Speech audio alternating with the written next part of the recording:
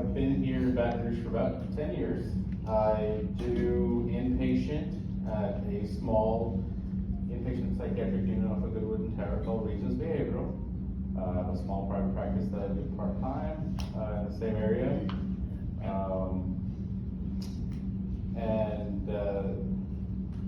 Like Dr. Parsons had said, the gist of my talk is that it's pretty much difficult to come to an adequate treatment plan if you don't come to an adequate diagnosis, if you don't take the time to use the primary tool that we have as psychiatrists, which is the psychiatric evaluation.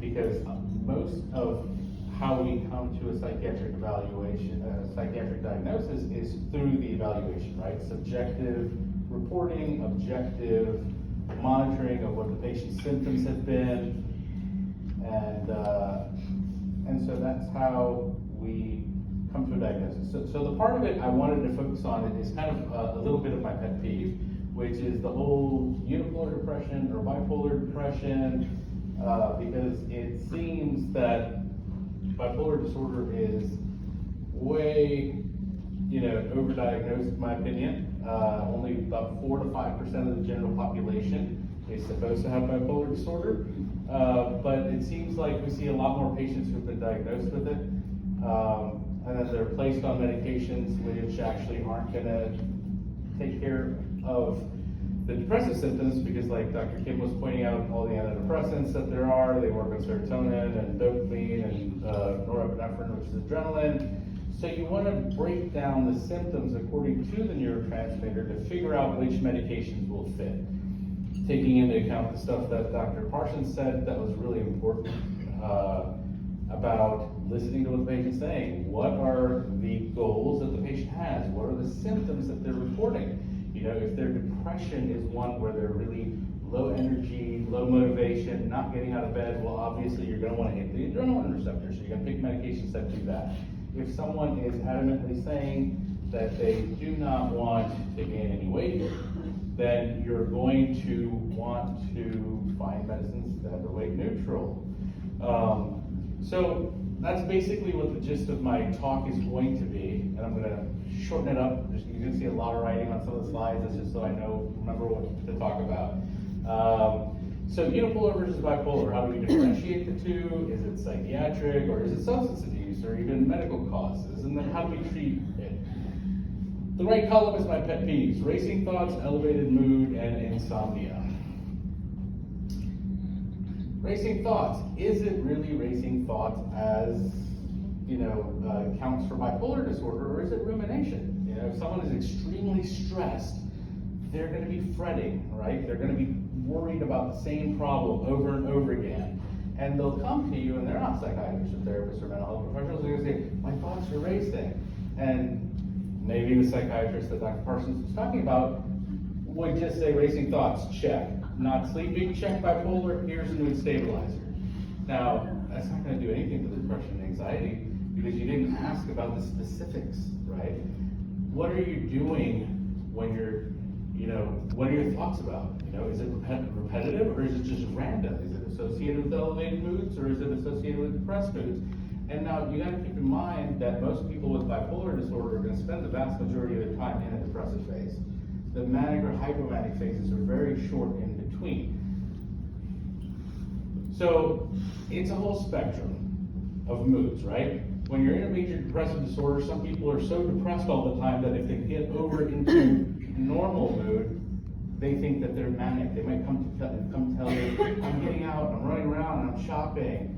It doesn't necessarily make them manic. You really got to go through the symptoms to figure out. I had a patient last week that was kind of the encapsulation of what I was trying to talk about. This person has been seeing providers for 30 years, right? High functioning, he's got a job, but he's lost 2 marriages because he comes home, he gets into bed, doesn't get out, doesn't do anything, just lays there. The spouses, just get tired of it, blame him for being lazy because he's been seeing psychiatrists, therapists, and everybody, being treated for bipolar disorder since he was in his teens, has been to Parkland and all those other places. He's been on Abilify and lots of benzos. He has no energy. He literally comes into our hospital last week. I take him off of the Abilify, which is sedating at those doses. It's a little less sedating in smaller doses, and he wakes up. I taper him off of benzos.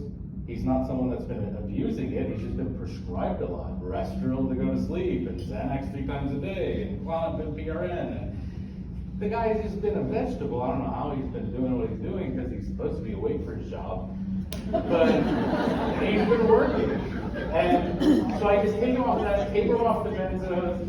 He's got low energy, no motivation, no interest in doing anything. I put him on medication that will increase his norepinephrine or adrenaline. He wakes up.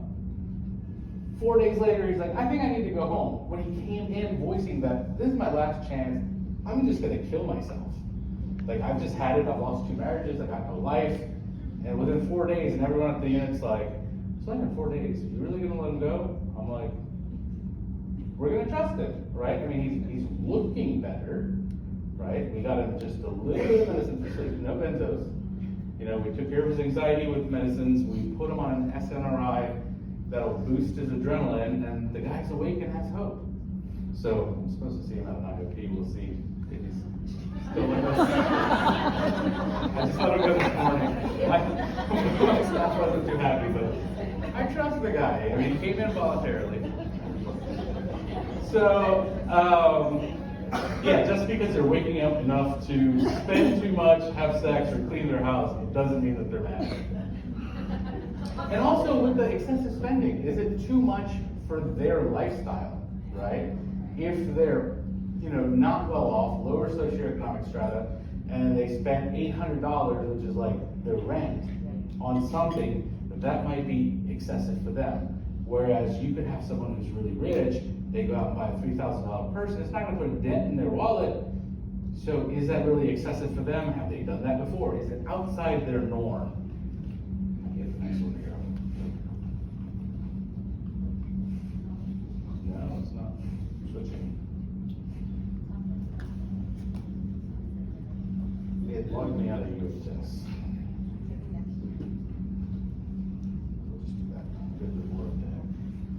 All right, so I'm not going to read all of this. I just wanted to point out some of the things in DSM for bipolar that's important that a lot of people making diagnoses forget. Mania has to have at least a week and present most of the day. Because they had a day or 6 hours of increased energy where they went and did stuff, it does not meet criteria for mania. You don't diagnose bipolar for that. They have to have increased energy activity, 3 or more of the following symptoms, right? Inflated self-esteem or grandiosity that's outside of their normal nature, right? Like, they can't just be grandiose all the time, that's just their personality. Decreased need for sleep. So it's not that they're not sleeping and still going to work, it's that they sleep 2 or 3 hours and they're still energetic, right? They're not, the insomnia part is really important because people will be like, this person hasn't slept in days, they must be bipolar. No, major depression can have insomnia. You can have insomnia without mood symptoms. I mean, obviously it's going to have at least anxiety because your adrenaline's pushing you, but ask about what they're doing when they're not sleeping. If they say, I'm just laying there exhausted, trying to go to sleep, that is not bipolar. It's not mania. It's not hypomania. It's insomnia. So you got to see what they're doing when they're not sleeping. More talkative than usual, right? And pressured. Flight of ideas, distractibility, like they're, some of us with ADHD can be that all the time, but so we're not bipolar. Increase in goal-directed activity. So they're increased, just throw themselves into like projects and just, that's all they're doing, or all they're doing is partying, or all they're doing is going out and having sex, or, so it's purposeful goal-directed activity. And then they're doing risky stuff that they wouldn't do normally. Now, if they do it all the time, that's different, but it's outside their normal function.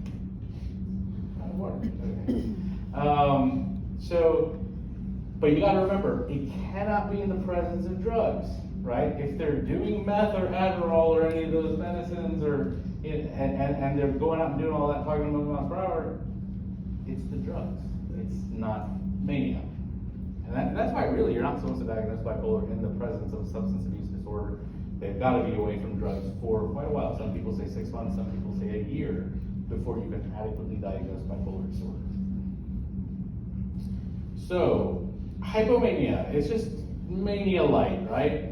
You have inflated self-esteem, some grandiosity, you have decreased needs for sleep, they feel rested for about 3 or 4 hours of sleep, more talkative, flight of ideas, but it's not severe enough to cause marked impairment in social. So they're still going to work, they're still, taking care of their relationships, they're still doing everything that they're supposed to, and just a little less of all the other stuff.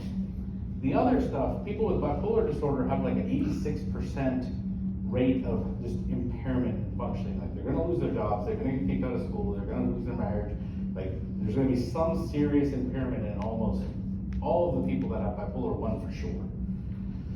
So, and then the things that we forget about, patients will come to me in the hospital and they'll be like, I had a manic episode. It's like, well, what happened during the manic episode? Well, somebody grabbed my arm and it reminded me of some trauma that they've been dealing with, and I went berserk on them. I went violent, I was crying, screaming, and then they get diagnosed that was a manic episode. That's a trauma response, that's a panic attack, right? And so I've seen numerous times, as I'm sure a lot of you guys have, that were panic attacks or severe anxiety leading to insomnia, or trauma responses, like someone will say they're bipolar. No, they're not bipolar. So the thing I want to keep repeating is bipolar is only about 4 to 5% of the population. So, and this is really important. There's no such thing as an ultra super fast rapid cycling bipolar. Right? It doesn't exist. You can't have a day manic episode. You can't have a 2-hour manic episode. It doesn't exist. Right? It's probably a panic attack. Or it's just their personality, right? Which is probably derived from trauma, right? Trauma and childhood issues, and ask them about their mother, not to be a cliche psychiatrist, but I'll say that. I'll be like, all right, look, this is gonna sound really cliche, but tell me about your mother. So that's why it's important. So, borderline personality, I just wrote a little bit about what it is. I'm sure most of y'all know what it is, but what's often happened that I saw in most of my career is that a lot of doctors don't want to have that talk, right? When I first left residency, I went to work at LCIW, the Women's Penitentiary, and everybody was bipolar. Everybody was on Depakote, Risperdal, everybody was overweight, everybody was sedated. They were all bipolar. So we'd start getting an actual history, and I can't remember who. I was talking to somebody in here yesterday, and it was every single person there had sexual trauma. This was a woman's prison. Except I met one lady who insisted that she was just an asshole. Her parents were great. Her upbringing was great. Went to private schools. That's what she called herself. But other than her, everybody had trauma. And the vast majority of them were borderline personality. Now, were there no bipolars? No, but they had some people that had actual bipolar disorder. But it was very, very, very rare, like it's supposed to be, 4 to 5% of the population.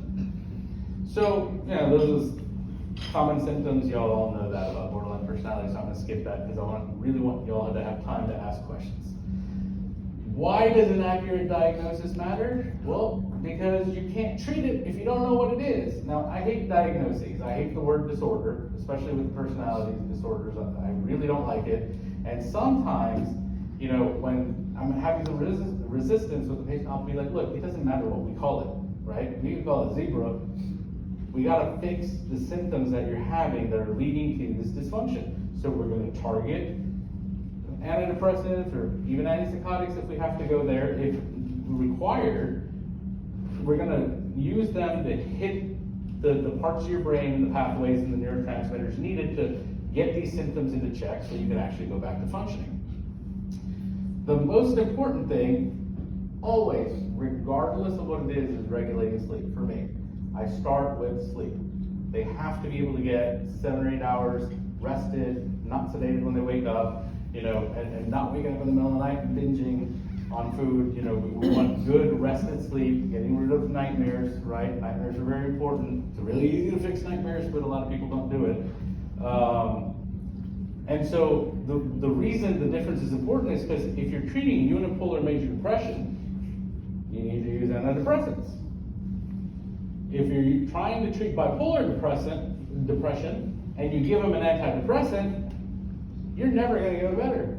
You might get a little brief period until you destabilize them and it causes all sorts of dysregulation. But in bipolar depression, you have to figure out mood stabilizers, right? But you also, in higher functioning individuals, want to figure out what kind of mood stabilizers, right? I cringe when I see young females of reproductive age, for example, on Depakote, right? Why? We have so many other medications that could possibly work.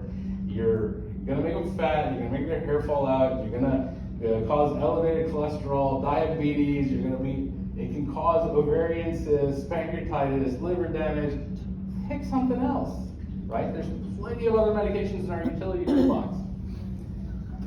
So what about all these traditional versus newer antipsychotics? Dr. Kim was right that the older antipsychotics and the newer ones don't show any increased or better functioning. The reason I like to use some of the newer ones is decreased side effect profile, right? You don't want to make anyone gain weight, right? You don't want to give them diabetes. You don't want to increase their cholesterol. Short term, if you're using the old one, fine. But when you're following them longitudinally for a while, because I like to form a relationship, I'll see them inpatient, I would be outpatient. You know, they go back and forth sometimes depending on what life brings them. But the side effect profile is really important. I try to avoid atypicals or typical antipsychotics if at all possible, but sometimes you just got to go there. And there are some newer ones that kind of are less sedating, less appetite increasing. But there's also, you can't forget the anxiety. Because just for example, in bipolar depression, you're not going to be able to use an SSRI to treat their anxiety. So you got to figure out, how else am I going to treat their anxiety, right? Because you can't just ignore the anxiety saying, you're not manic anymore, congratulations, bye, right? So you got to fine tune, and the fine tuning is usually the hard part.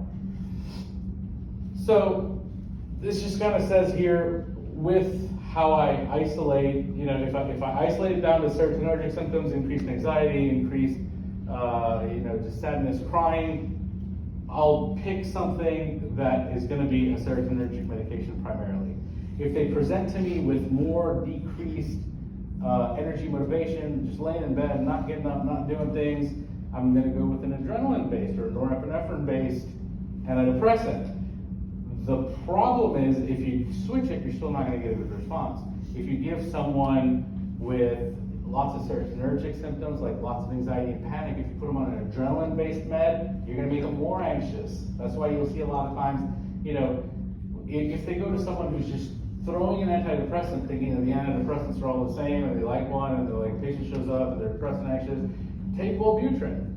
Well, that's a poor choice, because then you're going to hear the patients, or people like Elon Musk on Twitter, they're going to say, Wellbutrin's horrible, right? It made things worse. It made me anxious and depressed. Well, you probably needed a serotonin med. You didn't need an adrenaline med.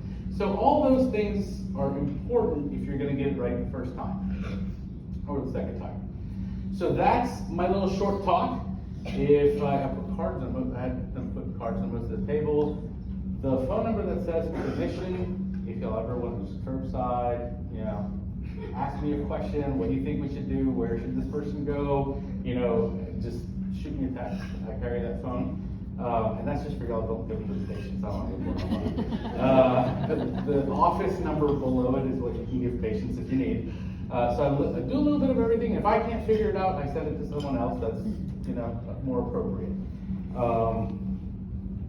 And that's my talk.